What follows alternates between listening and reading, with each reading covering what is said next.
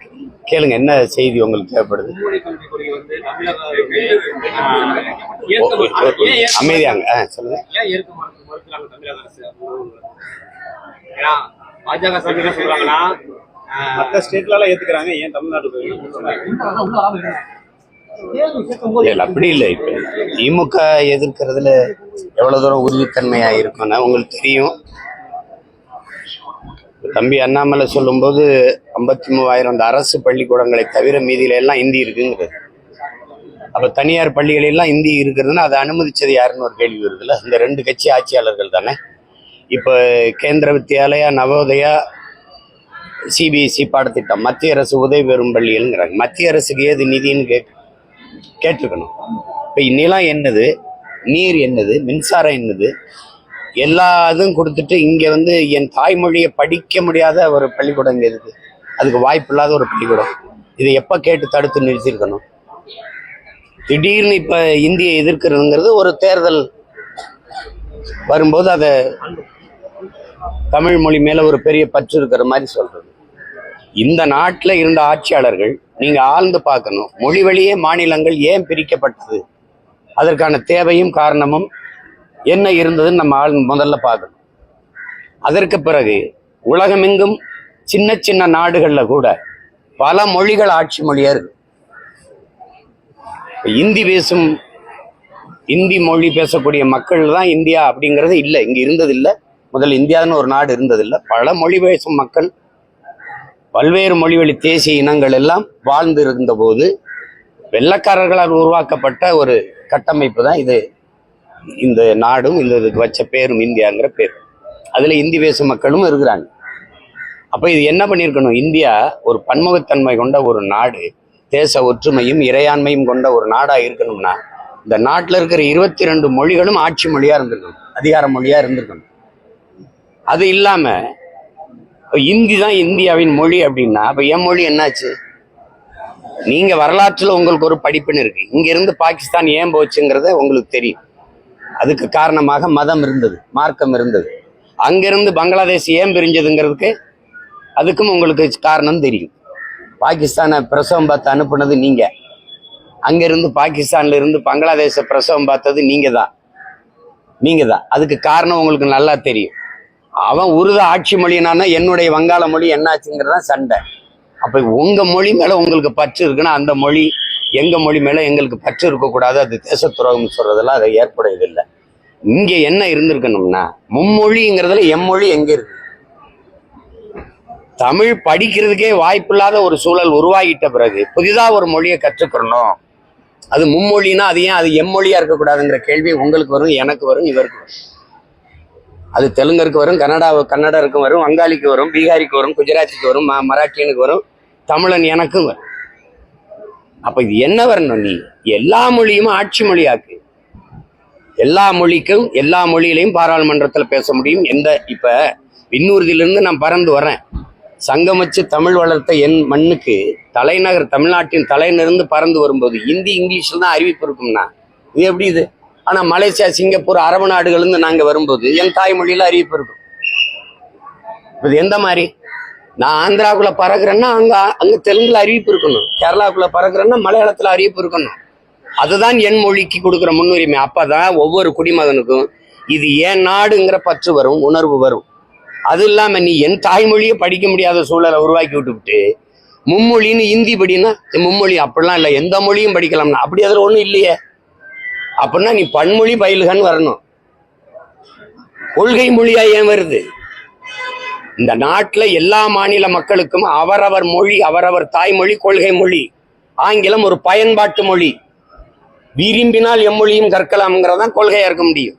அது இந்தி கத்துக்கலாம், போஜ்பூரி கத்துக்கலாம், அது பீகாரி கத்துக்கலாம், அது பஞ்சாபி கத்துக்கலாம், மராட்டியம் கத்துக்கலாம், ராஜஸ்தானி கத்துக்கலாம், பிரெஞ்சு கத்துக்கலாம், ஸ்பானிஷ் கத்துக்கலாம். எது உனக்கு விருப்பமோ நீ கத்துக்க அப்படிங்கிற சூழல் உருவாக்குறதான் சரியா இருக்கும். திரும்ப அதே நீங்க திமுக இந்த கட்சிகள் புதிய கல்விக்குழு எதிர்க்குதுங்கிறது ஒரு நாடகம். இல்லந்தேடி கல்வி எந்த கொள்கை திட்டத்தில் இருந்தது? இந்த புதிய கல்விக் கொள்கையில் தான் இருந்தது. ஐயா ஜவஹர் நேசன் அந்த கல்வி திட்ட வகுப்பு குழுவில் இருந்தவர் எதுக்கு வெளியில இருந்தாரு? இது புதிய கல்விக் கொள்கையை அப்படியே பின்பற்றுது, வேற பேர்ல. அதனால அதுல போய் நம்ம இருந்து வேலை பயனில் என்ன வெளியேறினார். அவர் கொடுத்த பேட்டியே இருக்கு. அதை அப்படியே ஏற்றுக்கிட்டு இந்த தேர்தல் வர நேரத்துல ஏதோ திடீர்னு தமிழ் வாழ்க, தமிழ் ஒழிஞ்சிரும், இதெல்லாம் இவங்க நடத்துற பள்ளிக்கூடங்கள்ல தமிழ் பாடமொழியா இருக்கா? இந்தி இருக்கா? தமிழ் இருக்கா? இது நாங்க உறுதியா இருக்கிறோம். இந்த மும்மொழி கொள்கை அதெல்லாம் இல்லை. மும்மொழினா எம்மொழி எங்கங்கிற கேள்வி வருது இல்ல. பன்மொழி பயிலுகன்னு கொண்டு வா, எல்லா மொழியும் கத்துக்க, விருப்பம்னா கத்துக்கன்னு சொல்ல. நான் ஏன் தெலுங்கு படிக்கக்கூடாது? பக்கத்துல எனக்கு பக்கத்துல இருக்க மாநிலம் எனக்கு தெலுங்கு கொடுது, நான் ஏன் கன்னடம் கத்துக்கூடாது? இந்தி தான் படிக்கணுங்கிற தேவை ஏன் இருக்கு? அந்த மும்மொழியில ஒம்மொழி ஏன் இருக்கு? அந்த கேள்வி யார்கிட்ட பதில் இருக்கு? எம்மொழி ஏன் இல்லை அந்த மும்மொழியில? ஒம்மொழி ஏன் இருக்கு? இல்ல எந்த மொழியும் இருக்கலாம்னா அதிக கொள்கை மொழியா வருது. அது விருப்ப மொழியா தானே வரணும். இது தேவையில்லாதது. இல்லைன்னா காசு தர மாட்டோம், இல்லைன்னா கல்வி மாநில உரிமை, அதை எடுத்துக்கொண்டு வச்சுக்கிட்டு நீ அதிகாரம் பண்ணிட்டு இருக்குது. நீ முதல்ல யாரு? இதுக்கு தான் போராடி நாங்க சுதந்திரம் பெற்றோமா? உன்ட்டு அடிமையா இருந்து மருத்துவத்தை நீ எடுத்துப்ப, கல்வியை நீ எடுத்துப்ப, எல்லா வரையும் எடுத்துப்ப. அப்ப எதுக்கு தான் மாநிலம் வச்சிருக்கீங்க? மாநிலத்துக்கு என்னதான் உரிமை இருக்கு? தன் மாநில பிள்ளைகளை படிக்க வைக்கிற உரிமை கூட ஒரு மாநிலத்துக்கு இல்லைன்னா நீங்க சொல்றதான் கேட்கணும்னா அவர் சட்டாம்பளை மாதிரி இருந்துக்கிட்டு அவர் சொல்றதையெல்லாம் கேட்கணும். அப்படின்னா எப்படி இது எப்படி இருக்கும்? இது கட்சி பொறுப்புல இருந்து காலியமான விலையதான் தகவல் வருது. அழைப்புல பேர் போறதுன்னா எப்படி? திருச்செந்தூர்ல ஒரு அழைப்புதல்ல வந்து சமூக செயல்பாட்டாளர் காளியம்மான்னு போட்டிருக்காங்க. அது நாம் தமிழர் விளைவிட்டாங்க. அது தெரியல. அது கட்சிக்குள்ள அந்த கட்சிக்குள்ள முழு சுதந்திரம் இருந்து இயங்குவதற்கும் விருப்பம் இல்லைன்னா வெளியேறுவதற்கும் முழு சுதந்திரம் இருக்கு. ஒரு ஜனநாயக அமைப்பு. தங்கச்சியை நாங்கள் தான் அன்பா முதல்ல சமூக செயற்பாட்டாளர் தான் தங்கச்சி இருந்தாங்க. அவங்கள அழைச்சிட்டு வந்தது நான் தான். இன்னைக்கு அவங்களுக்கு எல்லாருக்குமே எல்லா சுதந்திரம் இருக்கு. பக்கத்தில் நிற்கிறவரோட நாளைக்கு வேற ஒரு அமைப்புல போய் சேர்ந்து இயங்கணும்னு தோணுச்சுன்னா அவர் போகலாம். வரும்போது வாங்க வாங்க வணக்கம் ரொம்ப நன்றின்னு சொல்லுவோம். போறதா இருந்தா போங்க ரொம்ப ரொம்ப நன்றி வாழ்த்துக்கள்னு சொல்லுவோம். இதுதான் எங்களுடைய கொள்கை. உங்களுக்கு தெரியும்னு நினைக்கிறேன். பருவ காலங்களில் இலையுதிர் காலம்னு ஒன்று இருக்கும். அது மாதிரி எங்க கட்சிக்கு இது கலையில் உதிர் காலம். அது அப்படி திடீர்னு வருவாங்க போவாங்க. என்ன இப்போல்லாம் முன்னைக்கு இப்ப வெளியில போனா நீங்க எல்லாம் எடுத்து ஒரு பேச்சு மாரி போடுறதுனால கேள்வி கேட்கறதுனால எல்லாரும் ஒரு கடிதத்தை எழுதி வச்சுட்டு போறாங்க. நான் விலகுறேன்னுச்சு. அது உடனே நீங்க ஒரு பேச்சு மாதிரி எடுத்து போறதுனால அது எங்களுக்கு கேட்கறதுக்கு பார்க்கறதுக்கு ரசிக்கிறதுக்கு நல்லா தான் இருக்கு. எடுத்து போடுங்க. தங்கச்சிக்கு முழு சுதந்திரம் இருக்கு. கட்சியிலே இருக்கிறதா, கட்சியை விட்டு வேற இடத்துல போய் சேர்ந்து இயங்குறதாங்கிறத முடிவெடுக்கிற உரிமை அவங்களுக்கு இருக்கு. அதுல ஒன்றும் கருத்து நம்ம சொல்ல முடியாது. அடிப்படை பிரச்சனைகள், இந்த நிதி நெருக்கடி பிரச்சனைகள் இருக்க சூழல்ல இந்த மும்மொழி கொள்கையை வச்சு அதாவது துணை முதல்வரும் அண்ணாமலையும் மாத்தி சவால் விட்டு ஒரு போர். தம்பி, அடிப்படையில பெரிய பிழை நிகழ்ந்துருச்சு. கல்வி மாநில பட்டியல்ல மாநில உரிமையா தான் இருந்தது. அது அம்மையார் இந்திரா காந்தி அவங்க எடுத்துக்கிட்டு போகும்போது கடுமையா நம்ம சண்டை போட்டு தடுத்திருக்கணும். இப்படி கச்சத்தீவை வேடிக்கை பார்த்தோமோ, காவிரி நதிநீர் உரிமையை பறிகொடுத்தோமோ அப்படி. இப்ப நீங்க இந்திய ஏன் எல்லா மாநிலமும் இருக்கும்போது நீ மட்டும் எதிர்க்கிறேன்னா, இந்த நிலப்பரப்பு முழுதும் இருக்கிற மக்கள்ல எல்லாருமே கலப்பினங்களா இருக்கிறாங்க. பல்வேறு மொழிகளால இங்க பாருங்க கலந்து பிரிந்து உருவான மொழிகளா இருக்கு. தூய ஒரு இனம். நீங்க மராட்டியர் படையெடுத்து விஜயநகர பேரரசு நாயக்க மன்னர்கள் படையெடுத்து எத்தனையோ தாக்குதல் இங்க தொடுத்த போதும் இன்னும் மரபணு மாறாம தூய ஒரு இனம் இருக்குன்னு இந்த காலடியில் இருக்கிற இந்த நிலப்பரப்புல இருக்க தமிழர்கள் தான். நீ இந்திய நிலப்பரப்புல எதிர்த்து 1935 போராடி உயிர் நீத்தவன் நடராஜன்கிற நம்ம தாத்தன். அந்த காலத்திலிருந்து நம்ம எதிர்க்கிறோம். ஜிஎஸ்டியா எதிர்ப்போம், நீங்க சிஏயா எதிர்ப்போம். உங்களுக்கு புரியுதுன்னு நினைக்கிறேன். என்ஐயா எதிர்ப்போம். ஏன்னா போர்க்குணம் மிக்க ஒரு இனம் இங்கதான் இருக்கு. அது நான் தானே சண்டை போடுவேன். அவன் ஏற்கிறான், நீ ஏறுனா இது எப்படி ஏற்கிறது? அவன் ஏற்கிறான்னா நான் அநீதி, அது தவறுன்னு தெரியுது. அவங்க எல்லாம் ஒத்துக்கிட்டாங்க, நீ ஒத்துக்கன்னு சொல்றது எந்த வழியில நியாயம்னு சொல்லுங்க. எந்த வழியில நியாயம்னு சொல்லுங்க. நாங்க கேட்கறதுக்கு நீங்க பதில் தான் சொல்லணும். நீங்க ஒன்னு நல்லா கவனிச்சுக்கிறீங்க. டென்மார்க், ஐரோப்பிய நாடுகள், Norway, Sweden, Denmark, Swiss, France, இந்த நாடுகள்லாம் நான் பயணம் பண்ணும்போது, ஜெர்மன்லாம் இந்த நாடுகள்லாம் இங்கிருந்து போன எங்கள் மக்கள், நம் மக்கள், ஈழத்திலிருந்து போன நம் மக்கள், உங்கள் தாய்மொழியை நீங்க மறந்துட்டீங்கன்னா, அழிஞ்சிருச்சுன்னா உங்க இனம் அழிஞ்சிரும். அதனால உங்கள் தாய்மொழியை உங்கள் பிள்ளைகளுக்கு படிப்பீங்கன்னு உங்களால் நம்ப முடியுதா? டென்மார்க்ல 32 பள்ளிக்கூடம் இருக்குது. அதை டென்மார்க் அரசே உருவாக்கி தருது. அதுல தமிழ் பயிற்றுவிக்கிற ஆசிரியர் பெருமக்களுக்கு அரசு சம்பளம் கொடுக்குது. எங்க பிள்ளைகள் தமிழ் படிக்கிறாங்க. என் மொழி அழிஞ்சிடக்கூடாது, என் இனம் அழிஞ்சிடக்கூடாதுன்னு இன்னும் ஒரு நாடு விரும்புது. ஆனா என் நாடு என் மொழி அழியிறத விரும்புது. நீ தமிழை முதல்ல தாய்மொழியை படி, தாய்மொழியில் படி. தாய்மொழியில் கல்வி கொடுக்காதது குழந்தைகளுக்கு தாய்ப்பால் எவ்வளவு முக்கியமோ அவ்வளவு முக்கியம் தாய்மொழி கல்வின்னு நான் சொல்லல. இந்த நாட்டின் தேச தந்தைன்னு சொன்ன தேச பிதான்னு சொல்ற அண்ணல் மகாத்மா காந்தியடிகள் சொல்றாங்க. கனவு உனக்கு எந்த மொழியில் வருமோ அதான் உன் கல்வி மொழியா இருக்கணும், அதான் உன் சிந்தனை மொழி. அப்படி இருக்கா?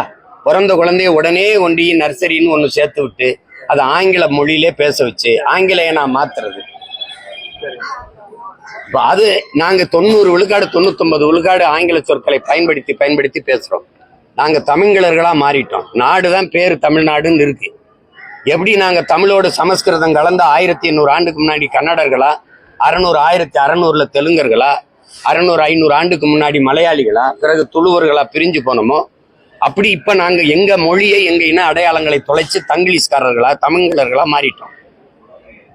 அதான் நீங்க இருக்குது. இப்ப இங்க எழுதியிருக்கு இந்த பாருங்க, இது என்ன எழுதிருக்கு படிங்க. அதை சப்தகிரி. அது சப்தகிரின்னா என்னது? எழுத்து ஆங்கிலத்தில் இருக்கு. ஆனா நீங்க படிக்கும்போது சப்தகிரி, கிரின்னா மலை, அது ஏதோ ஒரு இதுன்னு இருக்குதுப்பா. அது டேஸ்ட் ஆஃப் சவுத் இந்தியா, அது ஏன் தென்னிந்திய சுவை அப்படின்னு ஏன் நீங்க வைக்கல? அப்ப நீங்க மாத்திட்டீங்க. பேரை மட்டும் தமிழ்நாடுன்னு வச்சுட்டு ஒரு இனத்தை அழிச்சிட்டீங்க. ஒண்ணு நீங்க கவனிச்சுக்கிறீங்க. குண்டு போட்டு போர் நடத்தி ஒரு இனத்தை அழிக்கிறீங்க. ஒரு 1000 குடும்பம் மிச்சம் இருக்குன்னா 1000 மக்கள் உயிரான் அந்த மொழி உயிர்ப்பிச்சிடும். ஆனா மொழி அழிச்சிட்டீங்கன்னா அந்த இனம் உயிர்ப்பிக்காது. அவ்வளவுதான், முடிஞ்சிடும். இப்போ போர் நடத்தி ஈழத்துல எங்களை அழிச்சாங்க, ஆனால் எங்கள் இனம் இருக்குது, கொஞ்சம் இருக்குது, எங்க மொழி இருக்குது, அது உயிர்ப்பிச்சுக்கிறோம். அந்த இனம் உயிர்ப்பிச்சுக்கிறோம், பழகி பெருகிறோம். ஆனால் நீ மொழி அழிச்சிட்டீன்னா என் இனம் இல்லை, ஏறக்குறைய அழிஞ்சு போச்சு. இப்போ அழிவின் விளிம்பில் நிற்கிற நாங்க அந்த மொழியை மீட்டுருவாக்கம் செய்ய துடிக்கிறோம். இந்த நிலையில புதிதா மும்மொழின்னா எப்படி? சமஸ்கிருதம் மொத்தமே 26,000 பேர் தான் இந்த நாட்டில் பேசுறாங்கன்னு இருக்கு.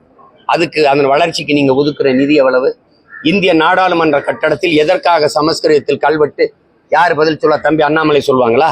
உலகத்தின் தொன்மையான மொழி, முதல் மொழி தமிழ், அது எங்க நாட்டில் இருக்குது, எங்களுக்கு பெருமைன்னு பிரதமர் பேசும்போது, இந்திய மொழிகளின் தொன்மையை தமிழிலிருந்து அறியலாம்னு பிரதமர் பேசும்போது, அதுக்கு நேர் எதிர் கருத்தை தம்பி அண்ணாமலை பேசிட்டே வர்றாரு. பிரதமரே எழுத்து பேசுறீங்களா? அப்போ அங்கேயும் அப்ப அவ்வளவு தொன்மையான மொழிக்கு, பெருமையான மொழிக்கு ஏன் இந்திய நாடாளுமன்றத்துக்குள்ள, இந்த நாட்டின் நாடாளுமன்ற வளாகத்துல கட்டடம், அந்த இடத்துல கல்வெட்டுல எங்க மொழி இல்லை? ஏன் இல்ல? 22 இந்திய மொழிகள், எல்லா மொழிகளையும் கல்வெட்டு இருந்தா என்ன இடிஞ்சு விழுந்துருமா? என் மொழியை அங்கீகரிக்காத நாட்டுல எனக்கு என்ன பற்று வரும்? என் தாயை நிராகரிக்க வீட்டு மேல, நாட்டு மேல எனக்கு என்ன பற்று வரும்? சொல்லுங்க நீங்க. நீங்க எப்படி சொல்றீங்க? ஆனா பிரதமர் மோடி என்ன சொல்றாருன்னா, மொழியை வைத்து பிரிவினையை ஏற்படுத்துவதை கைவிடு. நீங்க தான் செய்றீங்க. நீங்க தான் ஒரு மொழியை திணித்து இந்த நாட்டை கூறு போடுறீங்க, துண்டாடுறீங்க. நீங்க பிரிவினைவாதத்தை தூண்டுகிற பிரிவினைவாதிகள் நான் குற்றஞ்சாட்டுகிறேன். ஒற்றை மொழியை திணித்து இந்த நாடு இறையாண்மை கொண்ட, ஒருமைப்பாடு கொண்ட நாடாக இருக்கிற நாட்டை கூறு போட துடிக்கிறீர்கள், நான் குற்றம் சாட்டுறேன். பதில் என்ன இருக்கு? மொழியை வச்சு நீங்க நாட்டை கூறு போட துடிக்கிறது நீங்களா நாங்களா? ஒழுங்காயிருந்த நாட்டை வம்படியா திணித்து ஒரே வரி, ஒரே ரேஷன் கார்டு எல்லாம் இருக்கே, ஒரே நீரியா இல்ல? இதே பிரதமர், இதே தம்பி அண்ணாமலை ஏன் காவிரி நதிநீர் உரிமையை, ஒரு தேசிய ஒரு மாநிலத்தில் இருக்கிற உரிமையை பெற்றுத்தர வராது? ஏன்? என் நிலத்தின் வளத்தை நீ யாரை கட்டி எடுத்துட்டு போற? என்னுடைய நரிமணம் பெட்ரோலை யாரை கட்டி எடுக்கிற? என்னுடைய மீத்தேன் ஈத்தேனை எல்லாருக்கும் யாரை கட்டி பகிர்ந்து கொடுக்குற? அணுல என் நிலத்தில் இருக்கு, வெடிச்சா சாகிறது நானு, ஆனா பலன் எல்லாரும் எடுத்துக்கிற. என்னோட நெய்வேலி பழுப்பு நிலக்கரி என் சொந்த நிலம், நிலத்தை கொடுத்துட்டு வாழ்விடத்தை விட்டு சொந்த நாட்டில் அகதியா வெளியேறினது நான். ஆனா என் நிலத்தில் இருந்து தயாரிக்கப்படுற மின்சாரத்தை எல்லாரும் பகிர்ந்துகிறார். என்னுடைய வளம் எல்லாருக்கும், ஆனால் அவரவர் நீர்வளம் அவரவருக்கு. முல்லை பெரியாரா அவருக்கு, காவிரியா அவருக்கு, பாலாரா அவருக்கு, கிருஷ்ணா நதி நீரா அவருக்கு. நான் அப்ப என்னுடைய வளம் எனக்குன்னா வரக்கூடாதா? என்னது இது? திரும்ப திரும்ப சொல்றேன், பிரிவினையை தேச தூண்டி தேச ஒற்றுமையை சீர்குலைப்பது நீங்க தான். நீ ஒரு கல்விக் கொள்கை சொல்வா, அதுல என் பாட்டன் வஉசியை பத்தி உன் பாடத்திட்டத்துல இருக்குமா? எங்க வள்ளலார் வைகுந்தர் இருக்குமா? விவேகானந்தர் இருப்பாரா? எங்க தீரன் சின்னமலையும் பூலித்தேவனும் மருதுபாண்டி எங்க பாட்டி வேலுநாச்சியாரும் அழகுமுத்துக்கோனும் சுந்தரலிங்கமும் பெரும்பிடுக முத்தரையனும் எங்க மூதாதைகள் இருப்பானா, அதுல இருப்பான் அவன் வரலாறுல. சேட்டை பணியலே கூடாது. தமிழ்ல நீ வந்து 8ஆம் வகுப்பு கொஞ்சம் படிச்சுக்க அப்படின்னா அதுல சிலப்பதிகாரம் முழுக்க படிக்க முடியுமா? கம்பராமாயணம், மணிமேகலை, சீவக சிந்தாமணி, தமிழ் காப்பியங்கள் இல்ல சொல்லுங்க. இது என்ன இருக்கு? என்னுடைய திருக்குறளை தான் படிக்க வைப்பியா? எதை படிக்க வைப்ப? அகநானூறு, புறநானூறு, 10 ஐங்குறுநூறு இதெல்லாம் இருக்குமா? சும்மா 8ஆம் வகுப்பு அது பேருங்க. அண்ணா சொல்றாரு தமிழ் கடல்ரா, அதுல கரை கண்டவனே கிடையாது. எம்ஏ முதுகலை தமிழ் இலக்கியம் படிச்சவனே பொழிப்புறது தேடிக்கிட்டு அலைகிறான். நீ 8ஆம் வகுப்பு படிச்சா போதும்னா கடற்கரையில் போய் ஓரத்துல கால் நினைச்சா போதும்ன்ற அப்படிங்கிறாரு. புரிஞ்சுக்கிட்டு பேசணும். இது தேவையில்லாத வேலை. இது சும்மா போட்டு விஜயலட்சுமி வழக்கு வந்து நாம் தமிழர் கட்சி நிர்வாகிகள் வந்து கருத்தினாலதான் நான் வழக்கை வாபஸ் செய்யறேன் அப்படின்னு சொல்லியிருக்காங்க. அதெல்லாம் அவங்க அப்படிலாம் சொல்ல. நீதிபதி அப்படி ஒரு கருத்தை தெரிவிச்சுக்கிறாரு. விசாரணை இருக்குல்ல, விசாரிக்கணும்ல, விசாரணை முடிவுல தெரியும். பொறுத்துருங்க, அதுக்கெல்லாம் அவசரப்படாதீங்க. தமிழ்நாடு முதலமைச்சர் வந்து நிதியை நிறுத்துவதற்கு ஒரு நொடியாக மத்திய அரசு கொடுக்கறது அப்படின்ற மாதிரி பேசி அந்த நொடி எந்த நொடின்னு தான் நாங்க கேட்கிறோம். அந்த நொடி எந்த நொடி? எத்தனை முறை சொல்லிக்கிட்டு இருப்பீங்க, புலம்பிக்கிட்டு இருப்பீங்க, எங்களுக்கு நிதி தரல, நிதி தரல, நிதி தரல. தெரியல, தெரியுது இல்ல? என் மாநிலத்திலிருந்து உனக்கு ₹1 வரி கூட வராதுன்னு சொல்ல முடியாதா? சொல்ல முடியாதா? எந்த பரம்பரையில் வந்த நிலம் இது? எங்க பாட்டன் சேதுபதி மன்னனை சிறையில் அடைச்சு கேளுங்க தம்பி. அன்னைக்கு காசு ஓரணா இருக்கும். ஓரணா சேதுபதி ஓரணா கட்டு உன்னை விடுதலை செஞ்சிடறோம்னு வெள்ளைக்காரன் சொல்லும்போது ஓராண்டு சிறையில் இருந்த பிறகு சொல்றான், சிறையிலே இடந்து செத்தாலும் சாவனை வழிய ஒரு சல்லி காசு உனக்கு வரி கட்ட மாட்டேன்னு சொன்ன வீர மறவர்கள் வாழ்ந்த நிலம். நீ என்ன வெள்ளைக்காரன் காலத்துல நாங்க வரிகொடா இயக்கம் உருவாக்கி போராட முடியுமா? இந்த ஆட்சி காலத்துல எதுக்க முடியாத? தர முடியாதுன்னா என்ன பண்ணிடுவே? நீ என்ன செஞ்சிருவே? நீ ஆட்சியை கிளப்பியா? மறுபடியும் தேர்தல் வரும்ல, மக்களுக்காக நின்று தேர்தலை சந்திக்க முடியாதா? ஏன் காசை எடுத்து வச்சுக்கிட்டு தர முடியாதுன்னு சொல்றதுக்கு என்ன அதிகாரம் இருக்குது? மத்திய அரசுக்குன்னு நிதி ஏது? யார் சொல்லுவா? தம்பி அண்ணாமலை சொல்லுவாங்களா? இல்ல அம்மா நிர்மலா சீதாராமன் நிதியமைச்சர் சொல்லுவாங்களா? மத்திய அரசுக்குன்னு இந்தந்த துறையிலிருந்து எங்களுக்கு வருவாய் வருது அப்படி ஏதாவது இருக்கா? மாநிலங்களின் நிதிதான் மத்திய அரசு நிதி. இந்திய ஒன்றிய அரசுக்கென்று வருவாய் ஏது? அப்ப ஏன் காசை எடுத்து குடிச்சுக்கிட்டு ஒரு பேரிடர் அந்தவும் தர மாட்டேங்கிற? வாத்தியாருக்கு சம்பளம் ஒன்றும் குடிக்கும், மாணவர்கள் நலன் எதுக்கும் தரதில்லை. இதை செஞ்சாதான் இதை தருவேன் அப்படின்னா இது மாதிரி கொடிய போக்கு. இது லஞ்சம் தானே. இதை செஞ்சு விட அப்பதான் காசு தருவேன்னா இது என்ன அர்த்தம் சொல்லுங்க? எப்படிப்பட்ட அணுகுமுறை பாரு, எப்படிப்பட்ட ஆட்சி? இதையே பேசிக்கிட்டு இந்த நடக்க இருக்கிற சட்டமன்றம் அடுத்து வர பாராளுமன்றங்களை வாக்கேற்க வாங்க. இந்திய கட்டாயம் படிக்கணும்னு சொல்லுங்க. அது ஏன் படிக்கணும் விளக்கின்னு சொல்லுங்க. சும்மா ஏதாவது பேசிட்டு இருக்கிறது. மகிழ்ச்சி.